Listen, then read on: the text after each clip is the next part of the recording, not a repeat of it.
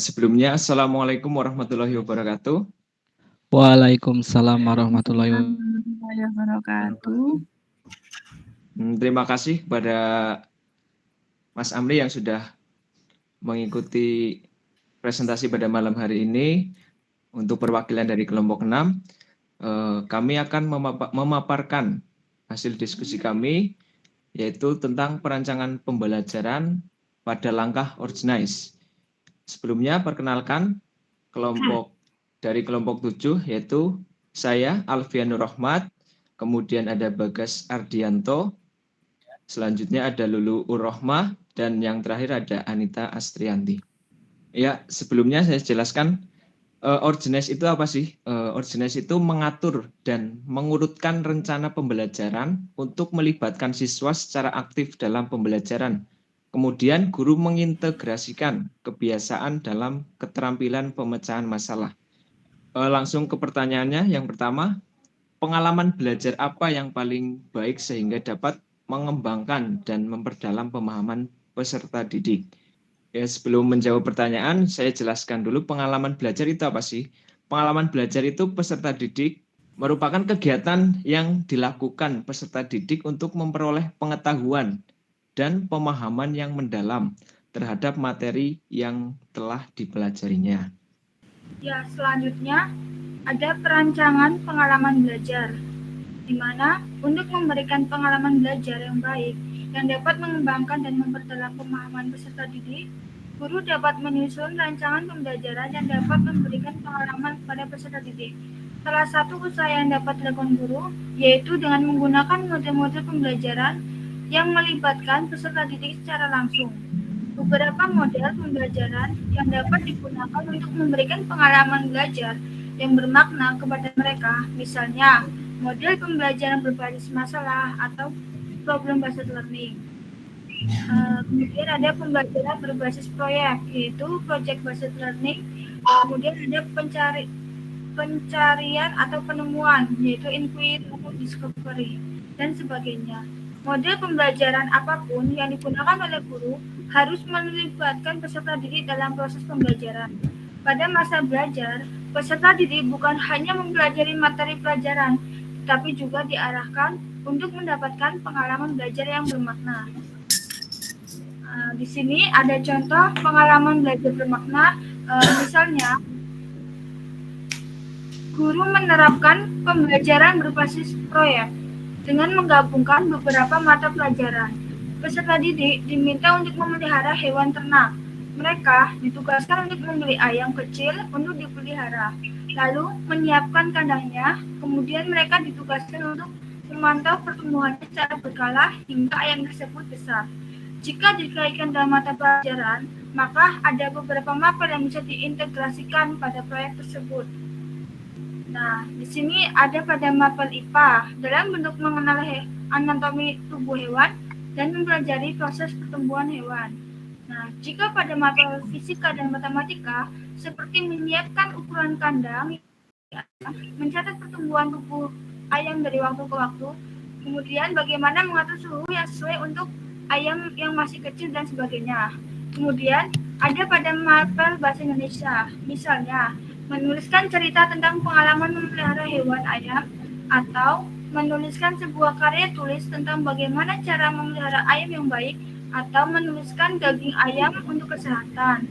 Selain dalam bentuk tulisan, juga bisa dalam bentuk tulisan melalui rekaman video. Kemudian ada pada mapel IPS, misalnya bagaimana cara memasarkan ayam setelah siap untuk dijual. Tidak perlu harus dijual ke pasar, tetapi bisa dijual ke saudara ataupun tetangga. Mapel PJOK, misalnya, fokus pada bagaimana memelihara kandang ayam yang bersih dan sehat. Kemudian akan dilanjutkan oleh Mbak Anita.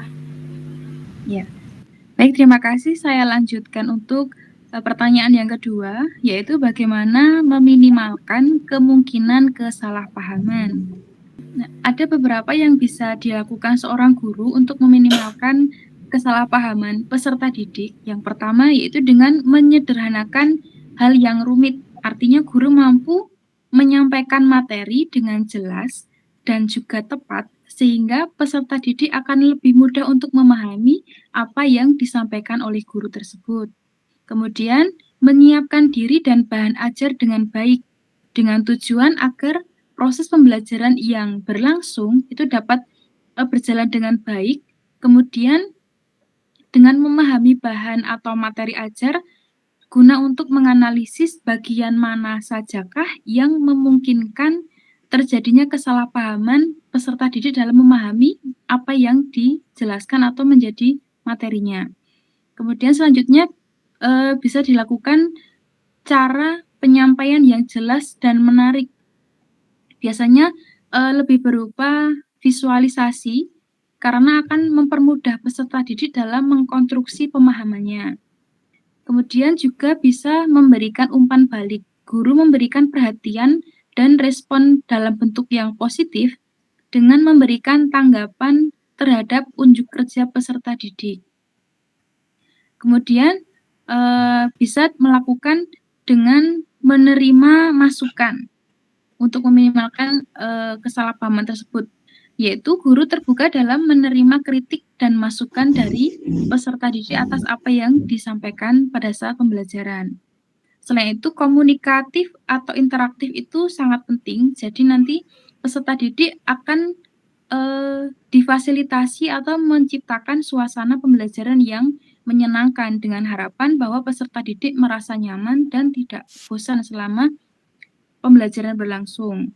Kemudian dapat juga guru melakukan pemberian ruang bagi peserta didik untuk memberikan umpan balik tanpa menyudutkan peserta didik. Jadi apa yang menjadi pertanyaan peserta didik, kita berikan ruang, kita fasilitasi sehingga peserta didik merasa bahwa pertanyaannya itu sungguh pertanyaan yang sangat patut untuk diapresiasi. Begitu dari saya.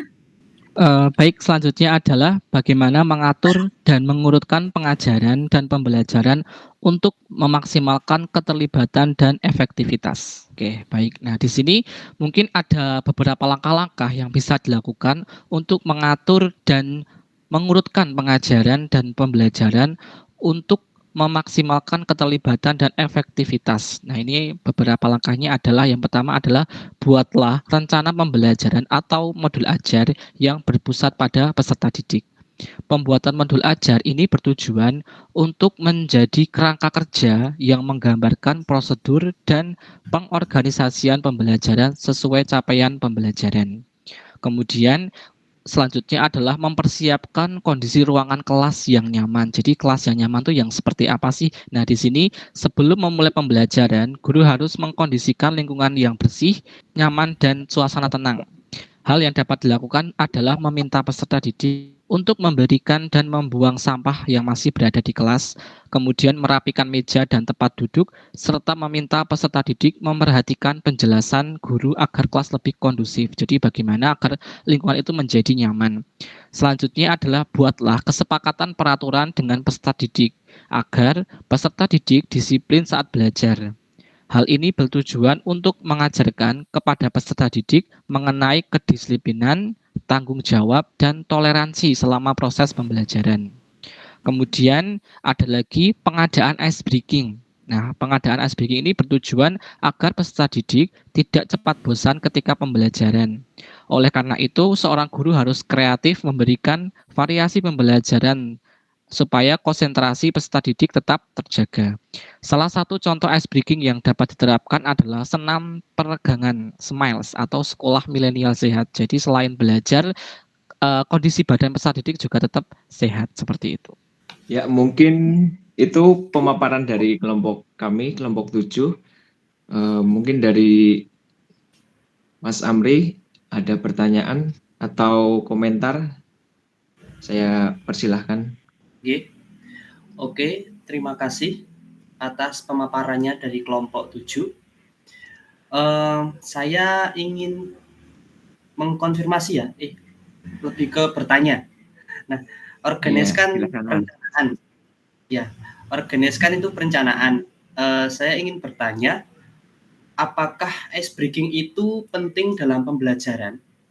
Kemudian, jika itu penting, ice breaking itu masuk di mana nggih agar pembelajaran tersebut itu bisa menjadi lebih efektif? Terima kasih. Oh iya, terima kasih pertanyaannya dari Mas Amri. Mungkin dari teman-teman ada yang mau menjawab? Silahkan. Baik, Mas Alfian, mungkin saya izin mencoba menjawab.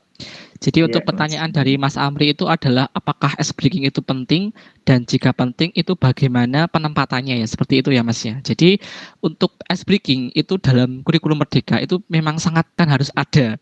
Karena apa? Karena memang kurikulum Merdeka itu kan berpusat pada siswa, di mana siswa tidak hanya belajar tapi dia juga dapat menggali informasi. Kemudian siswa itu pasti akan lebih mengena atau pembelajaran bermakna itu ketika mereka penuh dengan konsentrasi. Nah, salah satu cara untuk berkonsentrasi peserta didik adalah menggunakan ice breaking seperti itu. Jadi arahan dari kurikulum Merdeka itu ice breaking malah sangat diharuskan seperti itu, Mas. Nah, kemudian untuk penempatannya tersendiri, ice breaking itu sebenarnya penempatannya sangat fleksibel. Dia sangat penting dan juga harus ada ya, tapi untuk penempatannya sangat fleksibel. Hal ini dikarenakan kita sebagai guru harus mengetahui apakah peserta didik itu sedang jenuh atau bosan. Jadi penempatan dari ice breaking itu bisa ditempatkan di awal, di tengah maupun di akhir pembelajaran. Jadi menyesuaikan kondisi dari peserta didik. Misalkan kok di awal sudah mulai konsentrasinya buyar, kita bisa masuk dengan ice breaking terlebih dahulu. Nah, tapi kalau misalkan pelajaran matematika nih, ternyata di jam pertama ya biasanya ya, kita bisa masuknya di nanti sela-sela akhir. Jadi mungkin setelah anak presentasi, setelah anak berdiskusi, kita bisa masuk memberikan ice breaking di situ. Mau menambahkan sedikit ya. Ya, silakan. Jadi ice breaking, ya makasih sebelumnya. Saya menambahkan sedikit. Jadi untuk ice breaking ini bukan menjadi tujuan utama pembelajaran, namun ini menjadi pendukung utama untuk menciptakan suasana pembelajaran yang lebih efektif, di mana tadi penempatannya sudah dijelaskan cukup jelas ya menurut saya dari Mas Bagas tadi, bahwa penempatannya itu fleksibel, jadi menyesuaikan tingkat keefektifan pembelajaran. Ketika sudah dirasa pembelajarannya menjenuhkan atau tidak efektif, maka ice breaking ini bisa dilakukan.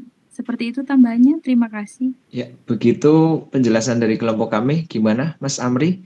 Atau masih bingung dengan pertanyaan Mas Amri? Oke, saya rasa cukup, sudah bagus. Oke, jelas. Terima kasih. Ya, sama-sama pada Mas Amri. Terima kasih juga sudah bergabung ya. Saya tutup ya? Ya. Cukup ya? Ya. Terima kasih kepada teman-teman semuanya, pada Mas Amri yang sudah bergabung di presentasi dari kelompok kami. Saya cukupkan sampai di sini. Jika ada salah, kami mohon maaf yang sebesar-besarnya. Terima kasih. Wassalamualaikum warahmatullahi wabarakatuh. Waalaikumsalam. Waalaikumsalam warahmatullahi wabarakatuh.